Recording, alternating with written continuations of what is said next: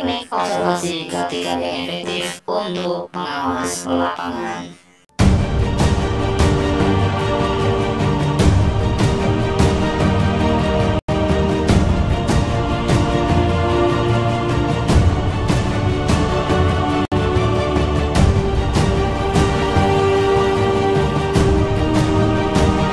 Bismillahirrahmanirrahim. Assalamualaikum warahmatullahi wabarakatuh. Sobat safety semuanya, pada kesempatan kali ini obsesi saya fokuskan bagaimana kita dalam melakukan observasi di lapangan, khususnya observasi keselamatan kerja. Tips ini teruntuk para pengawas, para praktisi K3 agar bisa memfasilitasi dan bisa melakukan observasi dengan optimal. Sebelum dilanjut, jangan lupa subscribe, like, and share untuk mendukung terus channel ini. Yang pertama dan utama adalah definisi observasi. Observasi yaitu aktivitas fisik yang dilakukan oleh pengawas atau supervisor kepada subordinat atau anak buahnya di lapangan. Adapun tujuan observasi ini adalah yang pertama, memastikan pemahaman karyawan akan prosedur kerja yang sudah ditetapkan.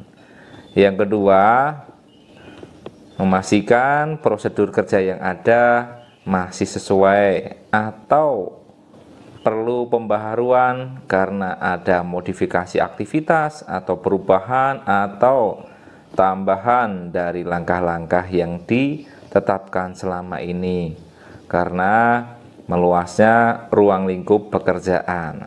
Contoh nyata, kalau mengoperasikan ekskavator di tambang, pekerjaannya adalah antara loading, ya, membuat tanggul pengaman sama membuat gorong-gorong, ya. Pekerjaan variasi yang lain antara lain menarik pompa.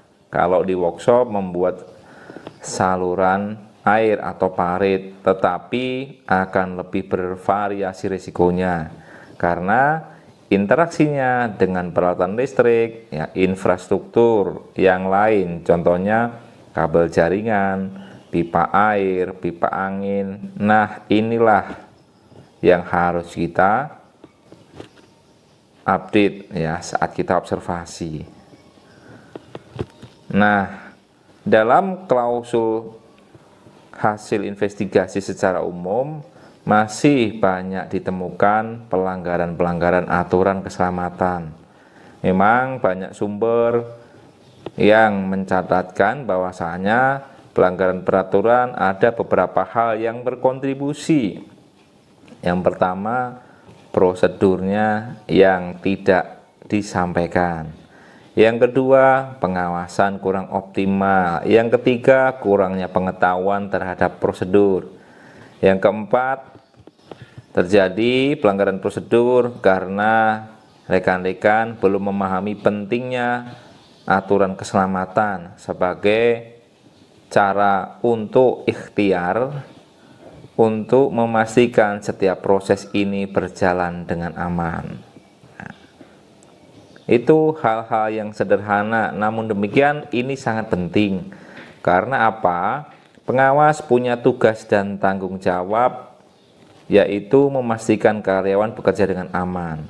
Yang kedua, menjagain prosedur ini tetap dijalankan sesuai aturan mainnya, ya. Namun demikian, pengawas juga harus dong berkontribusi positif apabila ada perkembangan terbaru untuk diberikan masukan dalam proses administrasi pekerjaan. Kita juga harus memahami sama-sama bahwasanya prosedur bukanlah kitab suci yang tidak bisa dirubah. Namun demikian, ada beberapa klausul kapan prosedur harus direview ataupun dilakukan perubahan. Yang pertama yaitu peraturan regulasi sistem internal perusahaan, di mana perusahaan menentukan berapa tahun ya minimal harus dikaji. Atau bisa juga yang kedua, kapan dikaji apabila terjadi kecelakaan baik di tempat kita ataupun di tempat yang lain. Ini sebagai antisipasi. Yang ketiga, adanya perubahan regulasi dari pemerintah. Ini penting ya, selaku kita di negara Indonesia yang berlandaskan hukum, wajib mematuhinya. Atau yang terakhir yaitu apabila kita melakukan review periodik.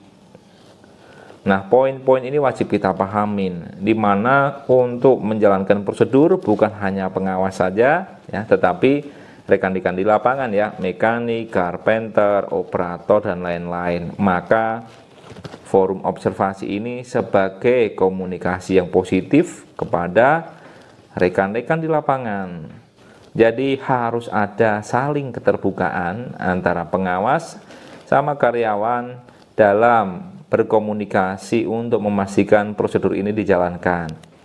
Baik itu berupa masukan ide, masukan langkah-langkah ya. Kalau suasananya bagus, moodnya baik, insya Allah akan menjadi nilai positif untuk menumbuhkan budaya keselamatan di tempat kerja kita. Jangan lupa setelah interview ya, catatkan hasil-hasil temuannya untuk yang positif atau yang perlu diperbaiki dalam lembar observasi yang ada.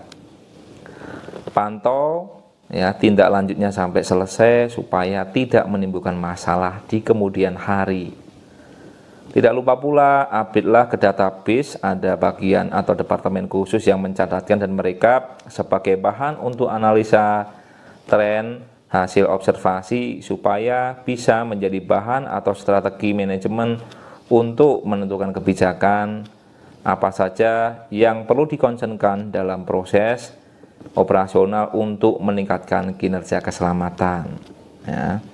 Dari sana muncullah nanti ide-ide baru, sehingga dengan keterlibatan kita dan tim akan menjadi energi yang luar biasa untuk menciptakan suasana kerja yang harmonis, efisien, aman, dan produktif. Mudah-mudahan informasi ini bermanfaat untuk kita semuanya. Akhirul kalam, wassalamualaikum warahmatullahi wabarakatuh.